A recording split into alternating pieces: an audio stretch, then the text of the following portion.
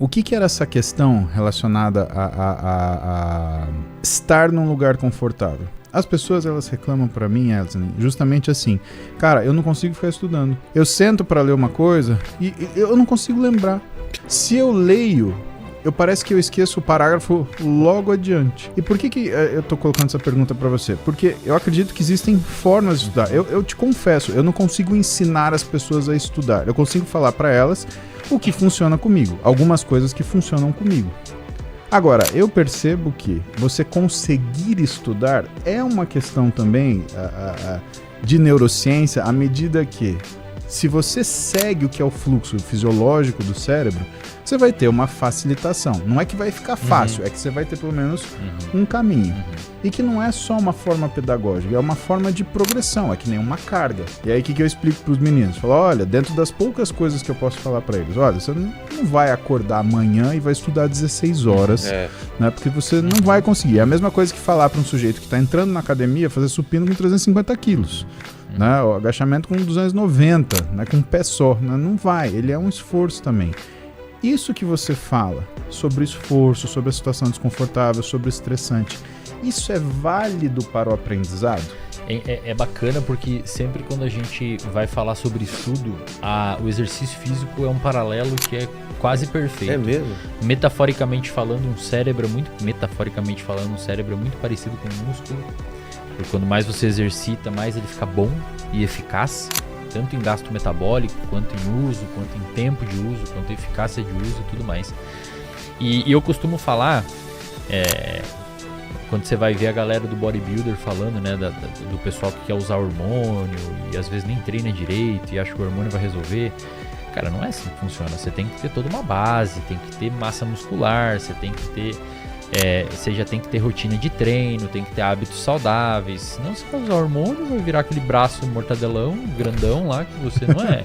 Se ferrar toda a sua saúde, ter todos os colaterais, aí você vai lá pro Muse, resolveu as picas que gerou no teu corpo lá, porque você não tinha nem... Então o que acontece? Vira um urologista do exercício. Você resolveu as picas que o caboclo inventou.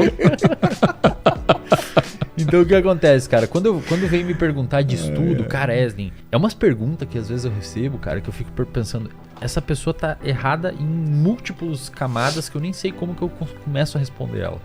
Assim, como que eu aprendo mais?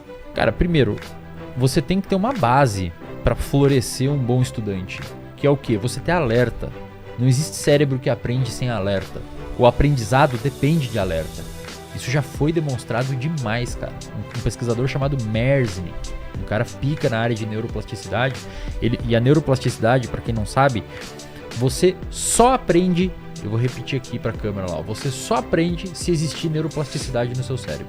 A neuroplasticidade é a mudança das células do seu cérebro via experiência. Tem um inibidor que a gente usa no laboratório chamado MK801, que é um medicamento que é uma substância que ela antagoniza receptores de glutamato e NMDA.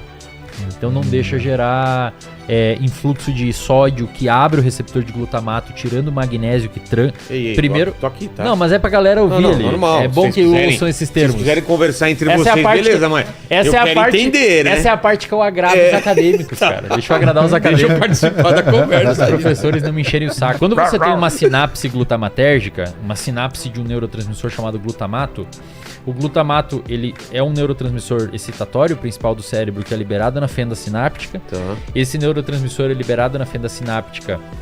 Ele se liga num receptor chamado AMPA, inicialmente. Esse receptor AMPA, ele abre, o receptor é um canal, então é um receptor ionotrópico. Ele abre e começa a ter influxo de sódio para o neurônio pós-sináptico. Esse influxo de sódio, que é um íon de carga positiva, ele começa a despolarizar a membrana. Então a membrana que estava em menos 65 mV, eu vou falar umas palavras estranhas. Tá. A membrana que estava em menos 65 mV começa a ficar mais positiva, indo para menos 60, menos 55, ou seja, ela está indo em direção ao positivo, né? Você quer dizer estranho. Em algum momento, essa membrana, ela chega em menos 55, menos 50 mV e ela ativa os receptores NMDA. Esses receptores, eles são ligantes dependentes e voltagem dependente. Ou seja, eles precisam que a membrana despolarize um pouco e precisam de um ligante glutamatérgico ali. Esse receptor abre... Isso aqui que eu estou explicando é o que acontece no seu cérebro quando você aprende. Ah, é? Quando você aprende que a capital do Brasil é Brasília, é isso que aconteceu no seu cérebro. Tudo isso que eu tô falando. Tá? O receptor AMPA abre, começa a ter... Ele tem um íon de magnésio que fica trancando ele, e o íon sai quando despolariza, ele é expulso ali do meio, começa a entrar sódio, mas também entra cálcio. O cálcio que entrou no neurônio pós-sináptico, que é uma célula, vai ativar uma série de quinases internas lá, tipo a CAN-quinase 2 e a PKC e outras enzimas e outras proteínas quinases que são mensageiros químicos que vão até o DNA do seu neurônio, sinalizam os elementos reguladores de transcrição que vão fazer o seu DNA produzir novos canais AMPA, o primeiro, que vão se acoplar na membrana, tornando a sinapse mais sensível. Isso é neuroplasticidade. Se antes você precisava de um estímulo desse tamanho para gerar uma sinapse, agora você precisa de um estímulo assim. Porque antes o seu neurônio... Isso aqui é um neurônio, tá? Isso aqui é outro neurônio. Esse aqui é o neurônio pré-sináptico e esse é o pós-sináptico. Se antes o seu neurônio tinha 3 receptores, agora ele tem 4, 5, 6. Portanto, você não precisa mais de 10 moléculas de neurotransmissores. Agora você precisa de 3, porque tem mais receptor. Então você liga esse neurônio aqui com menos neurotransmissor. Isso é neuroplasticidade, tá? Por que eu estou falando tudo isso? Porque para acontecer tudo isso daqui e você ter um aprendizado no seu cérebro, é preciso alerta. Então o estudante que chega para mim falando assim, cara, eu não consigo aprender, eu não consigo estudar direito, eu tenho dificuldade, aí ele vai lá e fala pro Paulo na caixinha ou no banha, fala, eu não sei o que acontece, eu leio 3 páginas e não entra nada na minha cabeça, e aí eu fico com preguiça. Você não consegue uma boa capacidade de estudo se você não tiver alerta. Se você não ter alerta. E o alerta... Você tá lendo o livro, passou 3 páginas, você não sabe... Cara, e o alerta, ele é o oposto do sono.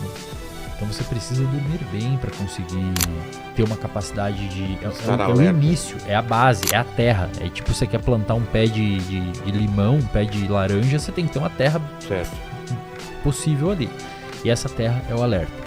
Depois que você tiver isso, aí você tem que ter um ambiente favorável, um lugar que você tenha silêncio, uma estratégia de estudo, o que você vai estudar. E principalmente, cara, motivação. É muito mais fácil a gente estudar de uma coisa que a gente precisa de uma coisa que a gente não precisa. Eu tenho que... É que a necessidade, ela é o medo é motivacional. Meu pai comprou um carro. Ele vai ter muito mais interesse em ler o manual e aprender sobre esse carro do que se ele tivesse que ler esse manual pra nada. Sim, com certeza. Se eu preciso editar um vídeo, que foi o que aconteceu, eu aprendi muito mais rápido do que se eu fizesse um curso de edição e não tivesse uma coisa prática pra usar aquilo. Com certeza. Você ter o estudo, e é isso que eu ensino na aula, você ter o estudo atrelado a uma recompensa. Isso ajuda você a ter motivação para estudar. Então, o que você vai ganhar estudando? E medo. Medo? Medo. Você tem que ter medo, cara. Medo do quê? Como é que você não tem medo? Medo Como é que o Paulo, que é um... sucesso. De bombar na prova? Ou de fazer cagada com os pacientes, não tratar direito alguém, não conseguir evoluir, outros canais do carro do meu pai de estragar lá na puta que pariu e não sei o que fazer, outros podcasts atropelar o teu porque a edição tá ruim. Tem que ter medo, cara. Vou te dar uma explicação rápida. Hoje de manhã uma menina me perguntou no banha sobre doença de Pompe. Cara, doença de Pompe é glicogenose tipo 1. Esse é um negócio que acontece tipo 1 para 40 mil pessoas. É um negócio que eu parei de estudar na graduação. Sei. É rara? Essa menina... Raro pra caramba. 1 para 40 mil pessoas, indivíduos vivos. E a maioria, assim, não sobrevive muito tempo. Cara, essa menina me fez lembrar disso. Por quê? Porque eu tive um paciente que eu vi na graduação e que, cara, eu olhei e falei assim, o que essa pessoa tem? É doença de Pompe. Um paciente eu vi.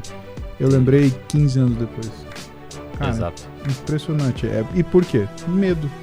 Eu não sabia tratar, não sabia avaliar, não sabia... Eu, aluno, né? Eu falei, cara, agora eu tenho que saber isso. Puta que pariu. E aí, vê todas... Aí você liga com todas as glicogenoses, né? Então, tipo 1, tipo 2, tipo 3... e aí vai...